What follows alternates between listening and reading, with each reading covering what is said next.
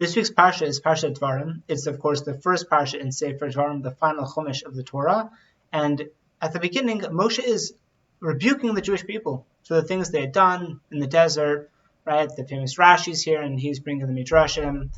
But I want to focus on the third aliyah. And this, of course, is based on the words of Rav Bernstein. He quotes others, and we'll quote them where we can. So we're on chapter 1, verse 22. And this is Moshe recounting the sin of the spies. It says, "V'tikruvun alai kulchem, v'tomru nishlach ha'anashim lefanenu, v'yachberu lanu et ha'aretz, v'yashivu otanu devar et haderech asher naleva, v'te'arim asher navu aleihen." Right, they have this whole strategic way of going up. All of you approached me and said, right, this is Moshe talking to the Jewish people, which is a bit of a chiddush to us, or it should be, because back in Shlach Lecha, we, again, have spoken about this before, but if you were to read Shlach Lecha, the idea of the spies seemed to be God's idea. But here we get a bit of background context. It wasn't God's idea. It was the Jewish people's idea. And V'tikruvun alai kulchem, Rashi quotes a midrash, and it says, Ba'arbuvia, all mixed up. Yeladim dochafim et askenim, v'zakinim dochafin et roshim. Right, the kids were pushing aside the older generation, and the older generation were pushing away their leaders, their superiors.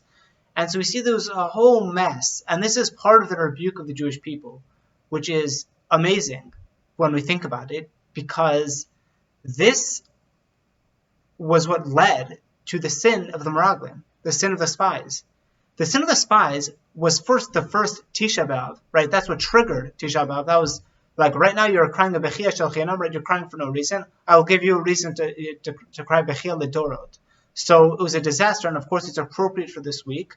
But we need to understand, since this is what led to the sin of the Meraglim, one of the worst disasters that happened to the Jewish people, Moshe focusing on the fact that the kids were pushing with the older generation, and they're all mixed up. Okay, look, that's not good.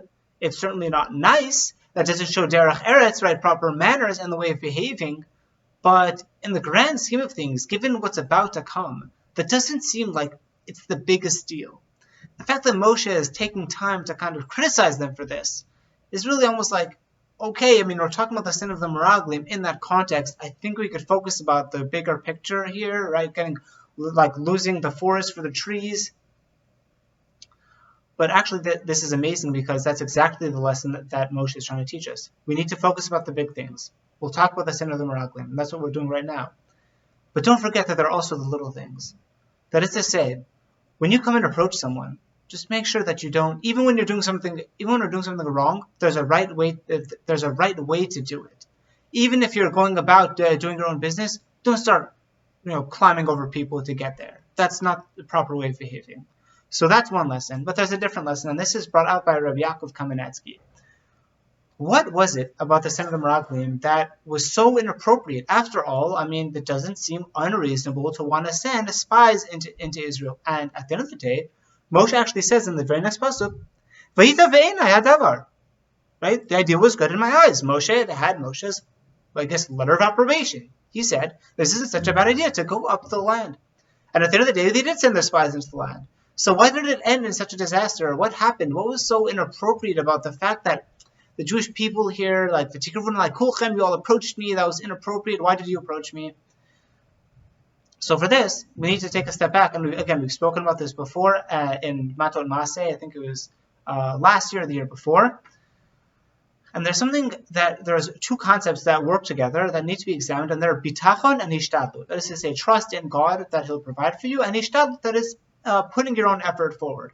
Now, the way people normally think about this, and again, we've spoken about this before, is there's hishtadlut, me putting in my work, right? Working 9 to 5, assuming you even have those hours anymore, but working 9 to 5, and that's hishtadlut hours. That's me putting in my effort. After that, from 5 p.m. until I get back to work the next morning, that's bitachon hours. That's when I trust God. But never the twain shall meet. That's how often people think about it. I work during the week, then there's Shabbos, God will take care of me on Shabbos, but during the week, it's all about me. I have to make sure that I care about number one, that is myself. And really, Rav Bernstein and Rebecca, I guess, through Rabbi Yaakov Kamenetsky says, that is an inappropriate way of looking at things. Because really, when a person is working, right, as he's working from 9 to 5, that is also bitachon hours. When we're doing our ishtadlut, when we're working, even so, at that exact moment, through that process, we're trusting in God to deliver the results. We put in the effort, but in the same time, God is working there with us to allow our efforts to be fruitful and to work. And that is the appropriate way of approaching things. And so, so again, the Jewish people, they want to send spies. Is that proper ishtadlut, right? Do we see bitachon here? And the answer, says Rav Yaakov Kamenetsky, is no, we don't. But why not? What alludes to that? Says Moshe, V'tikruvun alai kulchem. You all came to ask me to send spies. Now, why is this so bad? Because if we think about this, how many people does it take to relay a message that maybe we should send spies? I don't know, one person, a delegation, one from each tribe, I don't know, something like that. But do you really need to send everybody?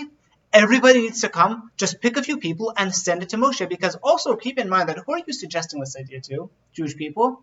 You're suggesting it to Moshe Rabbeinu. If it was such a good idea, don't you think he would have come up with it himself? Or alternatively, even if Moshe wouldn't have come up with it, don't you think God would have come up with it and suggested it to Moshe for him to do? One of those two options should have been evident to the Jewish people. Even so, again, they're doing the ishtadlut, that's okay. They're allowed to send a delegation to Moshe. But the fact that they all came to approach Moshe, that starts to reek of something a little bit different. And that is part of the criticism. And we'll leave it there. We'll have something for Tisha B'Av. We should know no more mournful Tisha B'Avs, and hopefully we'll see the building of the Beis Hamikdash. Shabbat Shalom.